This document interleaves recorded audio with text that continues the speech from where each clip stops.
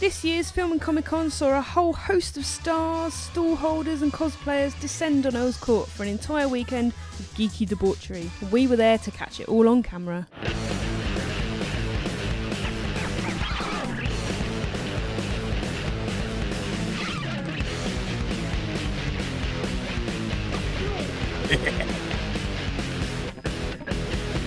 Hi Spike, how you doing? Hi Lenore, I'm doing fine. How are you?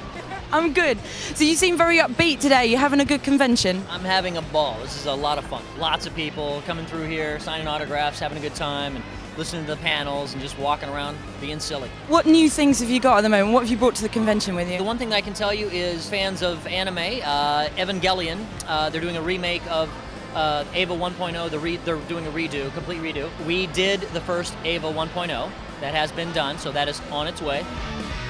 Blaze Blue Calamity Trigger is a video game that I did recently, along with Tales of Vesperia and Star Ocean 2. Oh, and Code Geass 2. So you've been a very busy man. In the past, yes, and now it's all coming out. I'm just sitting here going, I'm in London, baby. Out of all the characters you've played, do you have a favourite? I like to play the psychos. Psychopaths are fun for me, and I'm very good at it. There's one I did, it's called Buso Rinken. I play Papillon, a very weird character that I really enjoy. He sort of talks like this.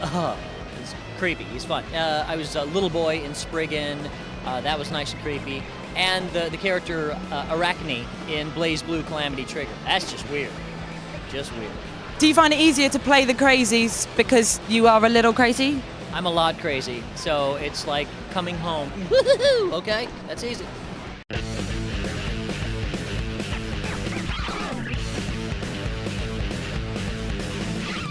Are you having a good convention? You were really busy earlier. Oh my gosh, yes.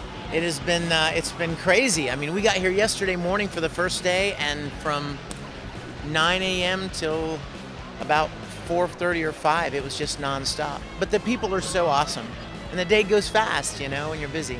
Oh, that's brilliant. It seems like you're meeting an awful lot of fans. What have they? What do they know you from? What things have you done? Well, you know, a lot of them know Full Metal Alchemist, of course, but there are a lot of other shows. I mean, I've done like over 100 series now. Of course, Dragon Ball Z is a big favorite, and then most recently, Ouran High School Host Club is a huge fan favorite, and it's one of my favorites too. Guilty pleasure. Sayuki, and as soon as I start naming them, I'm going to forget somebody. But like Bleach, Full Metal Panic, and D and Angel, and so many. One of my favorite things is when people come up and give me something that I don't ever see, like a Tactics or an Utaware Ramona or one of these shows. Like, I can't believe it. Look. So it's always fun to see those more obscure titles as well. Has anyone come up and asked for your autograph dressed as one of your characters? Oh yeah, about 100 times. And I never cease to get kind of a real tickle out of it, you know?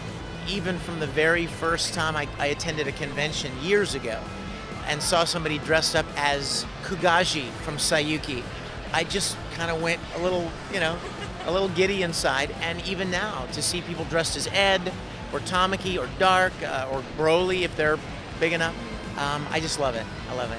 Do you have a favorite, your personal favorite character that you've played? You know, people ask that a lot, and it's really hard to pick a favorite. Because, I mean, if you only did 1 or 2 or 5 maybe shows, there would be a clear favorite.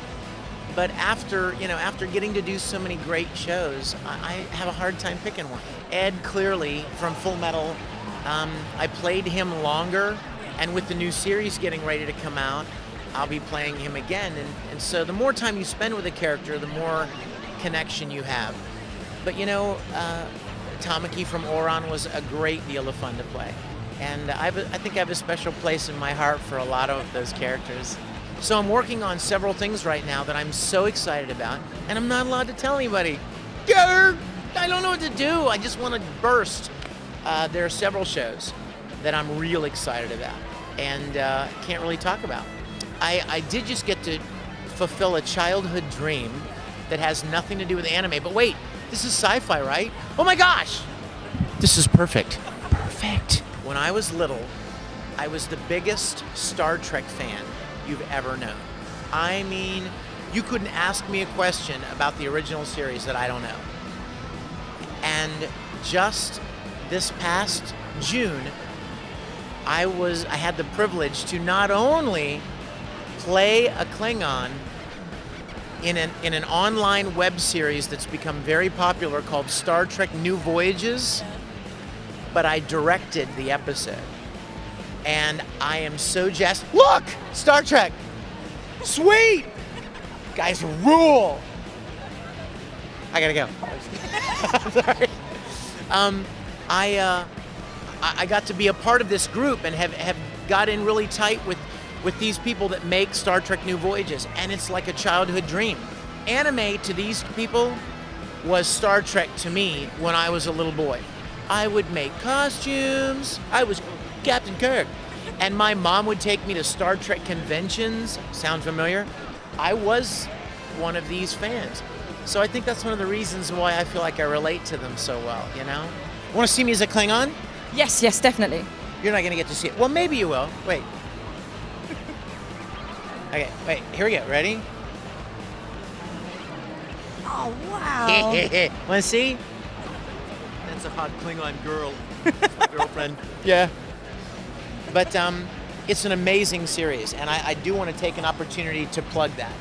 They're online. It's a web-based series. It includes many of the original actors from the original series, and the costumes, the stories, the music, the sets are like spot on original Star Trek.